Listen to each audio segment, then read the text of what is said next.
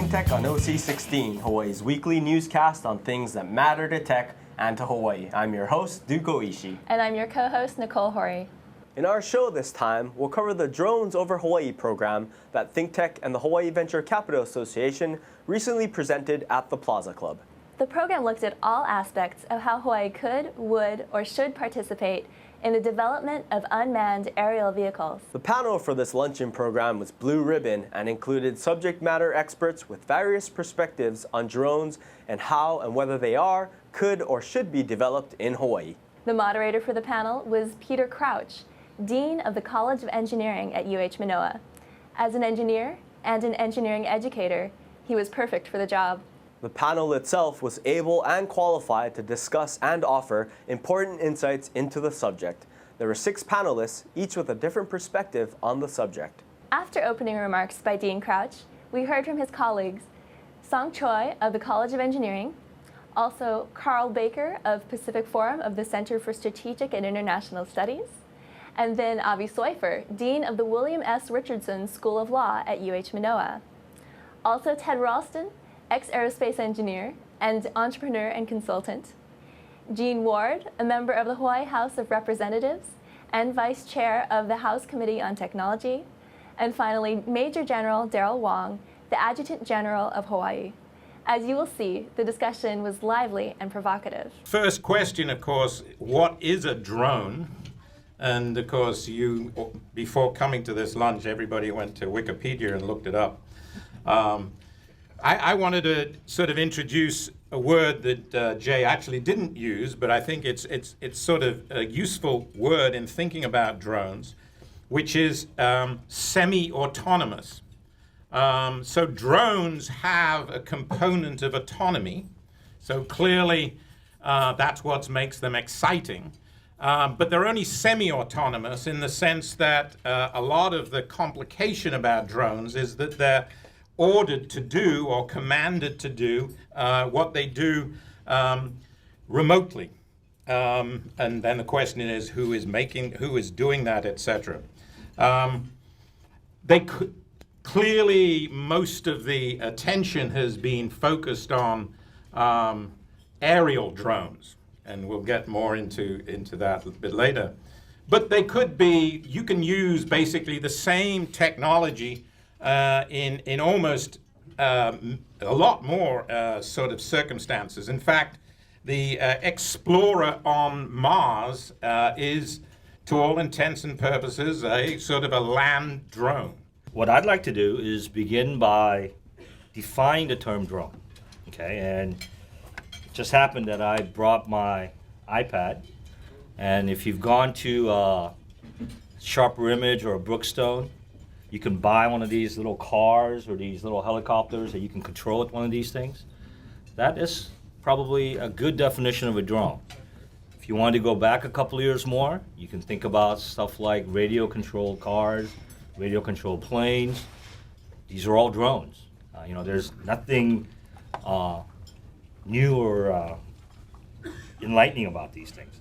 They've been around, and according to Merriam-Webster Dictionary, besides a drone being a male bee, right, it's an unmanned aircraft or ship guided by remote control. We in the academic world would like to broaden this a little bit more. As Dean Crouch stated, a semi-autonomous system. We like to look at anything that's tethered or remote controlled or autonomous. It's not limited to the air, as people seem to think, and as the picture that was on here before seemed to imply. It can be, and that's because we're so accustomed to seeing the Predator drone, which has been in the news for the last 10 years. But drones will go into space, satellites. It's something that we've seen for the last 40, 50 years. The definition that Song went through was all about autonomous systems, as searching for a better term than the word drones. I'm going to use the word UAV, since I come from the aerospace industry. Unmanned air vehicles is a component within aerospace that is where we see UAVs coming forth. But as far as UAVs in the civil world, we're talking about a a design of the future that doesn't quite exist yet. We don't use UAVs in the civil world for reasons that we've spoken of and can speak more of. So what we're talking about is to get UAVs into the civil world. We're talking about a redesign of the future, a design of the future. And that's something that we all have to think about, because it's not going to happen just by some osmotic system. Industry is going to clearly play a dominant role, but industry won't play a leading role. And I'm going to just speak from the perspective of industry, at least from where I come from, the aerospace side. Industry is going to have to be led in this direction by research and development and energies and initiatives that take place elsewhere. Ultimately, industry will play the dominant role because that's where you fabricate, that's where you manufacture, that's where you sell.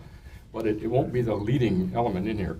And in this case, industry really refers to a wide range of products and systems. I had some really sexy UAVs in this first slide. It's on land, it's on sea, it's underwater, it's above water. Whatever you can imagine that is not man-driven, except manned intelligence guided. I see this as part of the extension of the Industrial Revolution. It's part of machines, making machines, which we're almost near. Cars being driven by computers, mentioning the Google. It's all about what we have experimented with robots. How many have cars that are made by people anymore? They're mostly made by robots. So this is nothing new. It's simply that the cost of labor, the cost of you people out here, you professionals, you business people, you cost a lot of money. A machine can do it cheaper. And for the General Wongs and General Kims here, the drones can do it cheaper and with less damage to the people that get hit by it. But as the role of government, I'm number 3. Notice that I'm kind of in the middle of this. We can screw it up or make it work. That's the way your government can handle things. And as a drone in the House, I want to introduce my colleague, the drone in the Senate, Senator Willard Sparrow. Thank you, Senator, for being here. Very instrumental, because literally, I mean, we have an opportunity before us here. The discussion of duality is really important. And I know they've asked me about talking about the military aspect, but you know, there's a word drone, there's a word UAV, and then the Air Force has adopted RPA, which is remote piloted airplane. And I think the piloted airplane portion is very important in the military side, because it shows that these people who operate this thing truly have an understanding of airspace, understanding of aerodynamics of what they're flying. So that this idea of taking a word drone to a UAV to an RPA, I think is something is very important as they use this word piloted airplane, remote piloted airplane. You know, the original idea of a drone was for ISR, intelligence, surveillance, and reconnaissance. You know, from the old days of putting up a balloon to now that you have a platform, and that's the other operative word, platform, which I've already talked about, is very important. That it's cheaper. You don't the lives of a pilot is not out there. But the other thing is that it's just a platform, and the weaponization of that platform was just a byproduct of innovation. But the other key thing in this group is that, you know, putting sensors on it is probably the most other important thing when you talk about duality. How do you use that platform and use its dual use? So the object of looking at it as a military weapon should not be something that people should think of UAVs or RPAs as. But the limiting of its use in airspace and intelligence oversight is probably the thing that would stop any of our organizations here from taking it beyond where it is now. So let me give you some, just currently here, the assets in Hawaii that will give you some context is that, you know, the Hawaii National Guard, the Army, and the Marines are fielded what they call Ravens and Shadows. Ravens are the wingspan about as big as a compact car. I mean, the Shadows are about as big as a compact car. The Ravens are hand launched. Well, I suppose the bad news had to come eventually. Now we're going to talk about drones and foreign policy, and it's probably a little more difficult to be positive. At least, I think that's certainly the impression if you read foreign policy literature. So I'll start with my one-word description of flexibility, because I think that drones do provide flexibility in foreign policy. Understanding that most of what we've done with foreign policy and drones is really oriented towards military and specifically counterterrorism in applications. So it as everyone else has already said, is primarily for surveillance And what really gets the news is the weaponization of drones with the Predators and the Reapers in Afghanistan, Pakistan, Somalia, and Yemen. Of course, there are other uses available, and you could use them for other uses. For example, in what we want to call smart power, in providing disaster assistance, in disaster relief operations. Clearly, the surveillance capabilities are useful. You can find where populations are located in an earthquake or something like that. So there are opportunities. I'll start with my word, which is privacy. And this sort of picks up on some of where Carl ended in terms of civil liberties and human rights.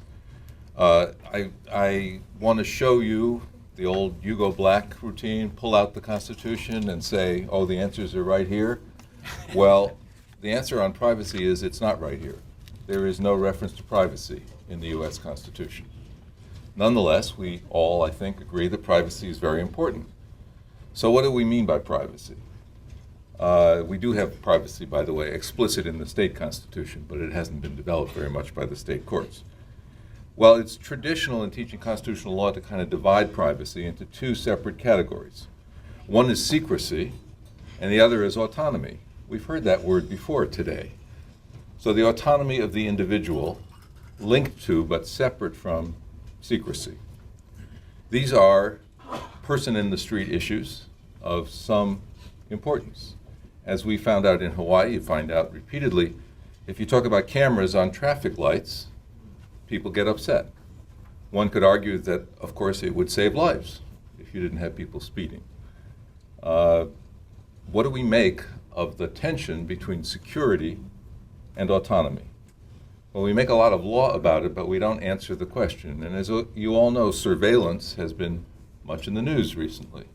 And there are very different views around the country and around the world about the surveillance that we recently have learned about.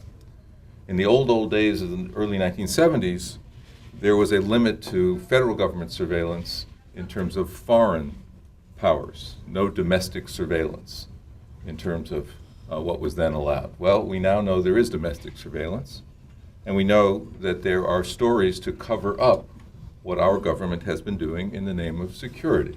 After the Q&A, the panelists had a chance to wrap up, summarize, and offer the takeaway points they wanted us all to remember. One, we in the United States got out of control about drones flying in our country because we assumed that drones were the problem. Drones are not the problem. The sensors on those drones and the rules of engagement or the laws that allow us to do things is the real crux of the issue. What it has done is has allowed the FAA to delay integrating unmanned aerial vehicles, remotely piloted aircraft, whatever you want to call it, in our airspace. I am surprised that the DHL, FedEx, and UPS people are not in this room today. If I were a FedEx guy, I'd be pounding on the table with the FAA to do long haul into Hawaii with the 747 every day, unmanned. We've been doing this for 40 years. It's not hard. One thing about an unmanned aerial vehicle, it will go exactly where we program it to go. It will land exactly to the second when we ask it to land, and it will land within inches of where we ask it to land. Put a man in that machine, anybody's guess. What I've done, I don't do this every time, but I'm going to do it this time, and that is take all the key words and make them into a sentence with a little poetic license. So here we go. Semi-autonomous, miniaturized, remotely piloted vehicles have the power to evolve into an economic game changer if we have regulatory flexibility and ensure privacy. There we go. Okay, now let me bring up my friend. This is Travis Ryan. Travis Ryan is a good friend, a very tech-savvy guy. And just to show you, the drones we were shown by Ted earlier probably cost hundreds of thousands of dollars to produce for the military. And look what you can buy off the shelf for $700. After the program, we interviewed some of the people who were there to get their views of how it went and what they learned. I enjoyed all the aspects, the military aspects, the civil liberties aspects. I thought you had such a good, diverse group. I think it's clear now that there are no drones over Hawaii. Where I see Hawaii falling behind the mainland is primarily the use in agriculture. It underlined how much of an issue it is touching on all aspects of our life. Do you want anything about technology and what the trends are and where we're going? Let us know, myself or Ted, and I'm sure we can give you some answers. This was a great interchange of information, ideas, and we're already talking about the next step from this very panel. I think the audience was engaged, and there are people in the audience who are entrepreneurs who are really thinking about what happens next. We truly got to the commercial application that drones, UAVs, or RPAs as we call it, really has a commercial application. And I think, everyone on the panel gave some pretty good advice on where we can go in the state of Hawaii, because I think the state of Hawaii can really use it, and I think there's definite commercial applications that can bring jobs here to the state of Hawaii, as well as manufacturing. But also, for me, because of my role in disaster management, really with assessments and things where you can fly these things without having to worry about having a pilot there. But it's a cheaper application. So again, drones really are a platform, and what you put on them are most important, and that's where the commercial application comes in.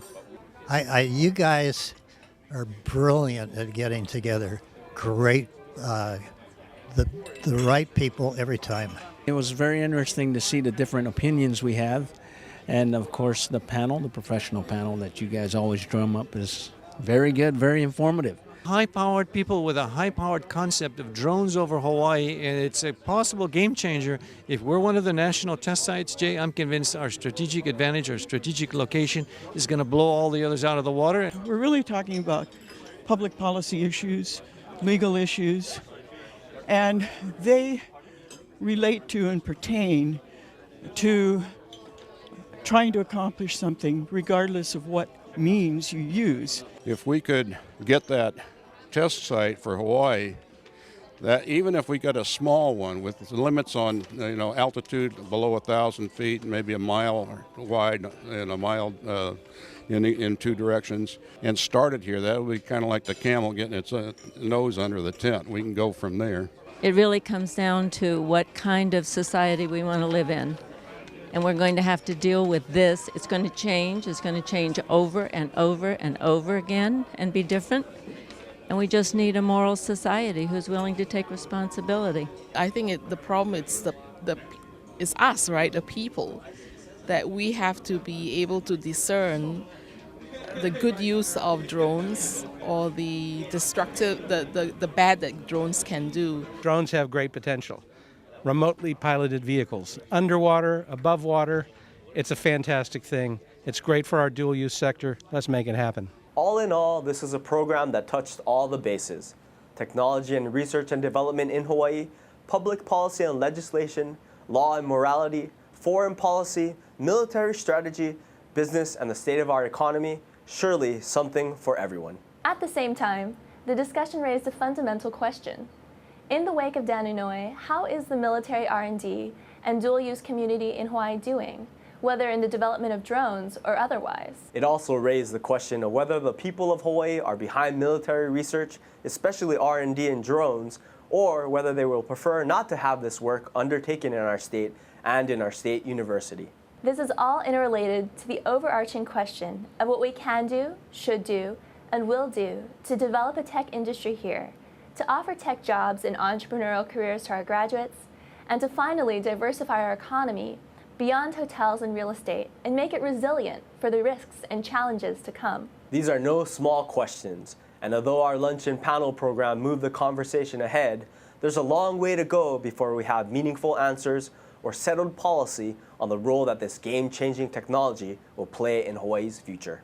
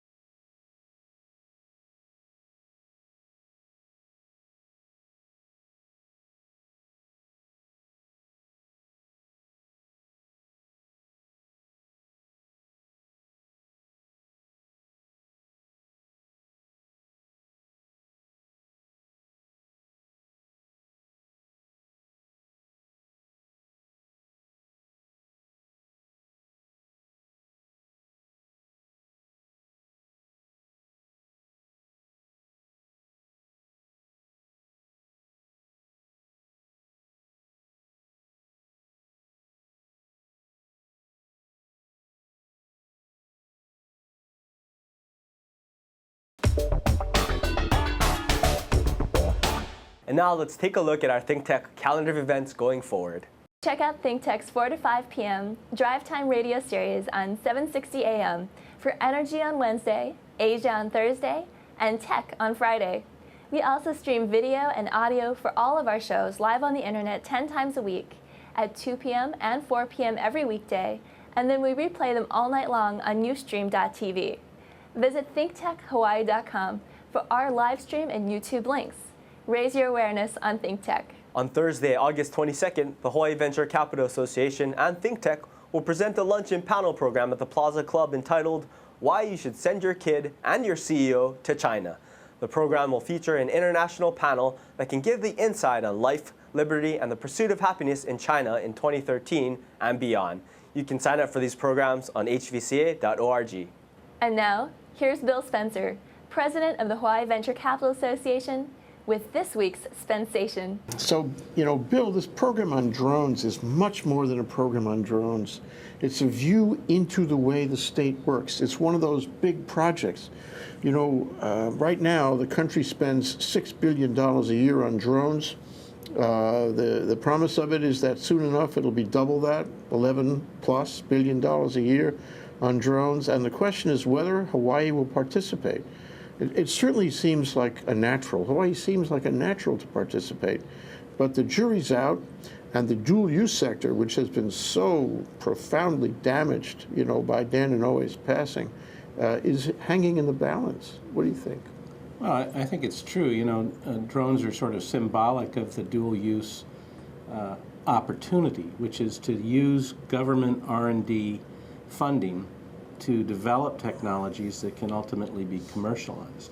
And this is, drones are not just the only thing. There's unmanned, ocean-going vessels that could patrol harbors. There's sensor technology. There's just, you name it. Anything that would help the so-called warfighter has potential in the commercial world. So the sad thing is that we used to have a real thriving contracting capacity here with the federal government, thanks to plus-ups and earmarks that the senator was able to get into defense appropriations. But that's no longer the case.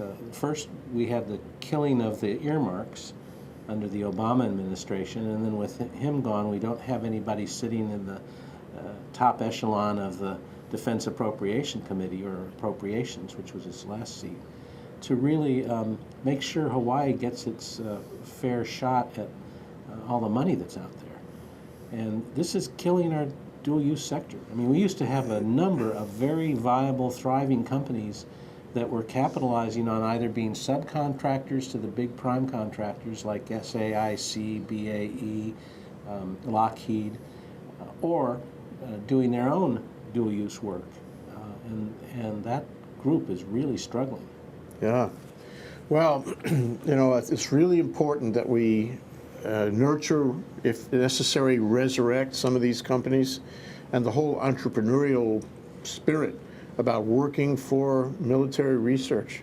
This is the perfect place. We have all the bases here with huge presence. People don't realize that the military presence in Hawaii is probably greater than most states, mile for mile. This is the perfect place. We ought to be active in this area. And since we're not going to be able to get the same kind of support for the dual-use sector from the federal government for one reason or another, especially Dan and Oi's passing, the state itself has to step up. And we have to be much more mindful. The legislature has to be much more mindful. The state government in general has to support this industry, or we will lose it.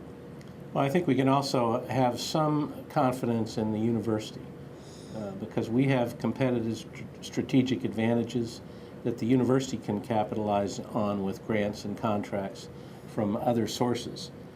So the challenge there is getting that IP out of the university and into the commercial sector as well. And that not only takes funding from primary sources, but it also takes venture capital. And therein lies our ultimate challenge is where's the money for commercialization going to come from? And we still have that problem to tackle. We're in a time of change and a time of risk about this, and we have to recognize the issue. We have to step up and do something about it. So thank you very much, Bill. And remember, it used to be plus ça change, plus la même. Now it's just plus ça change. That's for sure. We'll be right back to wrap up this week's edition of ThinkTech. But first, we want to thank our underwriters. Hawaiian Electric Company and its affiliates Miko on Maui and Helco on Hawaii Island are deeply committed to the communities they serve. Galen Ho is a senior executive of BAE Systems, a global defense, security, and aerospace company. The High Tech Development Corporation, the state's leading technology agency, attached to the Department of Business, Economic Development, and Tourism. Castle & Cook Hawaii, with a time-honored legacy that spans more than 160 years and revolves around its mission of investing in Hawaii, creating communities, and providing for the needs of our state. Hawaii Gas, formerly the Gas Company, a proponent of the Liquefied Natural Gas Initiative, helping Hawaii achieve its transition to clean energy and a better energy future. Collateral Analytics, a Hawaii-based tech company empowering the real estate industry with greater and faster access to the tools and data they need to make better informed property investment decisions. Okay, Nicole. That wraps up this week's edition of ThinkTech. Remember, you can watch ThinkTech on OC16 several times every week. Can't get enough of it, just like JFI Dale does. For additional times, check out OC16.tv. Totally, Duke. For more ThinkTech videos and for underwriting and sponsorship opportunities on ThinkTech on OC16, visit thinktechhawaii.com. Be a sponsor or a volunteer and help us reach Hawaii. I'm Duke Oishi. Thanks so much for joining us on ThinkTech. You can watch this show throughout the week and tune in next Sunday evening for our next important weekly episode. Aloha, everyone. I'm Nicole Hori. See you next time.